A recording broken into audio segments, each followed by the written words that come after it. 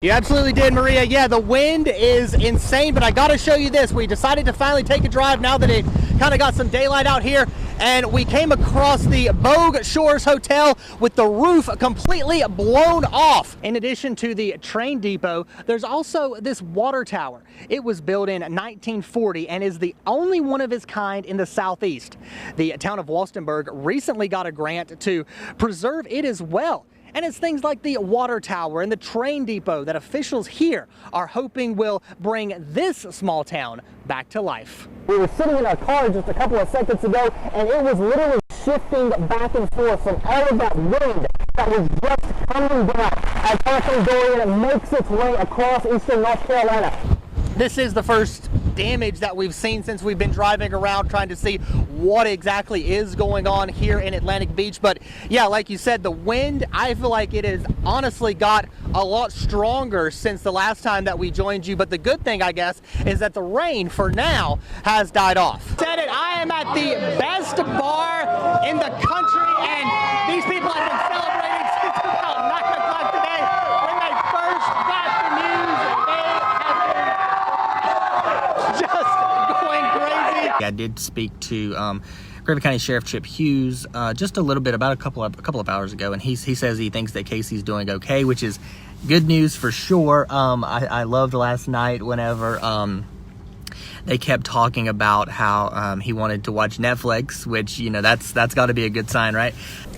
Maria, that wind is starting to pick up a little bit here at Atlantic Beach, but we've moved up here to the intersection of Fort Macon Road and Atlantic Beach Causeway. One man was telling me that this intersection is very prone to flooding here in town, so that's something to definitely watch out for as we wait to see what Hurricane Dorian brings our way. And as you can see here in Atlantic Beach, pretty much a ghost town. We've seen several cars kind of going by, but not a whole lot going on here at 5:45 in the morning, and that's probably a good thing. Do you know, was anyone at this trailer park, this mobile home park, at the time of the tornado? Said was the little fella is happy, and that's definitely what we wanted to hear last night and this morning. 3-year-old Casey Hathaway found safe. Ken, Shayla, if you can tell by this thermometer out here, it says it's hovering around 40 degrees, and you can definitely feel it. I got my gloves on, my scarf. It is cold out here. Yeah, guys, there are a lot of happy Democrats here at the Hilton in Greenville. This race, it was about 55%, as you said, for Don Davis, and he's actually here right now speaking with some of his supporters. If I could get you in for just a moment. First of all, absolutely. Congratulations.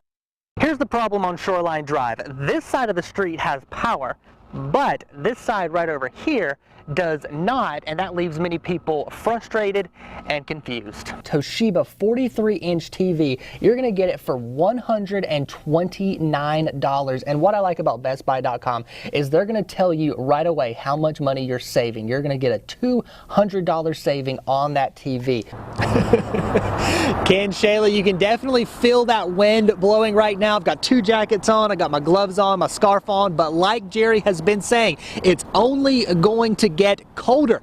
I was out talking to Greenville Fire and Rescue today, and Maria, somewhere around 1,000 people are expected to be here at St. Peter Catholic Church to pay their respects to Congressman Walter B. Jones.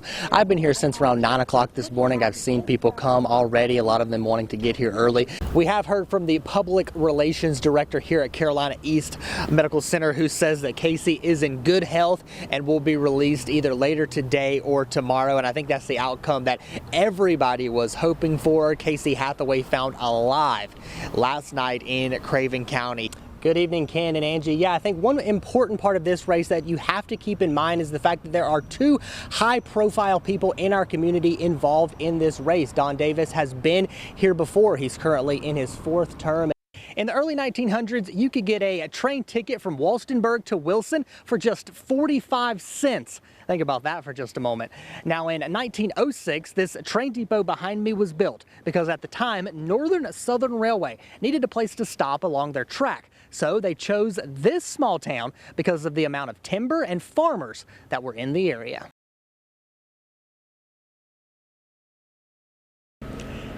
Maria, we are standing in the middle of First Street right now, and that's because it's blocked off. In fact, there are several streets in the town common area that are blocked off. You'll be able to see the barricades. You can go to WNCT.com right now and see a full list of all of the streets that are blocked off. But first, I want to let you look right down First Street. You can see some of the vendors setting up for today's 4th of July event. We've got snowballs, we've got hot dogs, we've got pork skins. There's the mobile video game truck, and then there's also chicken wings. I know I'm definitely going to be hitting that one at some point today, but here's the times that you need to keep in mind. Things are going to get started here in Town Common at 3 o'clock. The music is going to get started at 3:30. There's also a list of all of the people who are going to be performing at WNCT.com as well. Fireworks are going to begin at 9:15, of course, weather permitting. But take a look at this sign right here, because this is something that you definitely need to keep in mind. There are a few things that you cannot bring out here to this event at Town Common. No alcohol,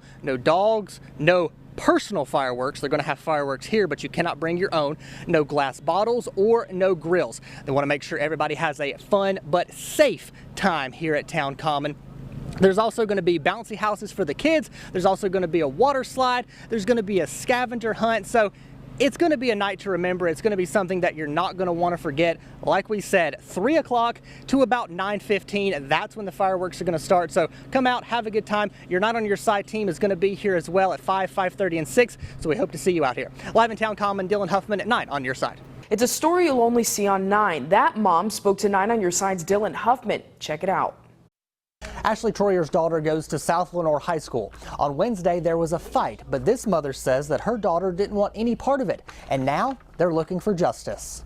This was an assault, a vicious assault. She would not let up. She would not stop. We are choosing not to show you the video of the fight that happened Wednesday at South Lenoir High School. Troyer says her daughter wanted no part of it and tried to get away. I still can't watch the video. It tears my nerves up so bad to the point it makes me literally physically sick.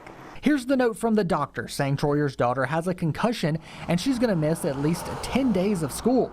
Not on Your Side got this statement from Lenoir County Schools saying in part that the girl who was the aggressor was disciplined. They wouldn't say how exactly because they are under 18, but they say it is not their policy to charge a minor. About 2 years ago, the school system started a partnership with law enforcement where they send situations like this to teen court. That way, whenever everything's done, they don't end up with a record. Lenoir County Sheriff Ronnie Ingram says parents can file charges with juvenile services if they want to. That is something that Troyer is in the process of doing, but she says there's more. She says the fight started over a basketball game, but she feels like the fact that her child is gay plays into it as well, because she says these students have said things to her daughter about her sexuality in the past, and the fight is still on Instagram, which this mom doesn't understand. They have tried to get it taken down, but no luck so far. Cyberbullying is a huge issue in this state and every state, and nothing's being done about it. You can get a video posted of you and there's nothing you can do about it, so you are powerless to it. It kills me that it's still out there. This video has had over 2,000 views. She says she hopes parents will have a talk with their kids about the dangers of bullying. And this mom says as for next year, they are seriously considering homeschool. As of right now, they're not quite sure what they're going to do. In the newsroom, Dillon Huffman at 9 on Your Side. Shayla, yeah, that service wrapped up just a little bit ago here at St. Peter's, a Catholic church, and we saw so many people come out just to pay their respects to Congressman Walter B. Jones and the family. Let's take you to some video from earlier today of them bringing the casket into the church, followed by the family. I spoke to several people who served with the congressman. They say that he was fair and honest, and he always voted for the things that he believed in. But I think he did what he thought was right, whether it was everybody agreed with it or not, but he did the right thing. I think that's why people kept re-electing him, sending him back. He's just got a good personality, a good family, and my pleasure to call him a friend. He knew the difference between partisanship and cooperation, and he served so well, and we're here today to not just to mourn his passing, but to celebrate his life. Many people also mentioned how Jones cared so much about the veterans here in eastern North Carolina, and Jones's wife seemed to be in good spirits. You can imagine how difficult this was for her. She actually shook hands with all of the people who came down from Washington to be here today. The congressman was laid to rest next to his father in Farmville. Live in Greenville, Dillon Huffman at 9 on your side. Let's go ahead and check in with him right now. Dillon, how are you? And Shayla, I'm doing great. Like you said, yeah, the band has been going for a couple of hours now. I'm going to step out of the way so you can see exactly what's happening. We've got a couple of bands that are going to be a part of the event today. You can actually go to WNCT.com right now and see the full lineup of exactly who's going to be here. But there are some people out having a good time. The weather not really stopping some people from coming out. There's a lot of bouncy houses here for the kids. You can see some of them already out having a good time. There's some fresh squeezed lemonade right there. I think I'm going to be making my way over there at some point. There's also a lot of vendors. I was talking to some of the vendors. We're actually going to talk more with them coming up at 6 o'clock, but there's actually pretty much every vendor that you can imagine here, and a lot of people just coming out enjoying the 4th, having a good time with family and friends. I talked to one family today who's actually from New York City. They're here in North Carolina visiting their family, and they said, you know what, we just want to come out to Town Common and have a good time. This is the road we're talking about right here. Evans Street, from we're at 4 lanes up at Greenville Boulevard down to Cooper Street in Winterville. I've been up and down this road all day talking to different people about what would happen if they 4-lane this road. A lot of people telling me that they're upset because they don't want to lose their land. Some people saying that they really don't have an opinion. Other people saying that they don't know enough information to form a good opinion. This is an email that I got from NCDOT. They say that the plans for how much land they're going to take from people have not been finalized. There are some preliminary plans online.